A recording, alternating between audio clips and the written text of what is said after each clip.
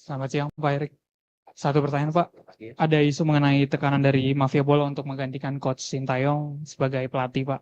Ada juga yang bilang Pak Erik ditekan juga dari Exco untuk mengganti pelatih Pak. Apakah ini benar Pak? Makasih Pak. Saya rasa semua tidak benar karena kalian tahu saya ini pemimpin yang tidak bisa ditekan-tekan. Bagaimana PSSI bersama Liga melakukan perbaikan match fixing, itu tekanannya jauh lebih berat gitu. Ya. Tetapi kalau kita lihat Liga 1 sekarang bisa berjalan dengan baik. Saya belum dengar yang alarm bunyi masih di Liga 2. Ya.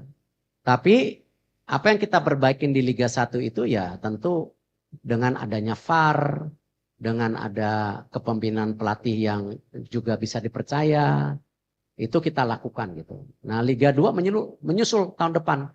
Kita juga akan ada sistem VAR. Jadi saya rasa saya bukan tipe pimpinan yang takut ditekan-tekan.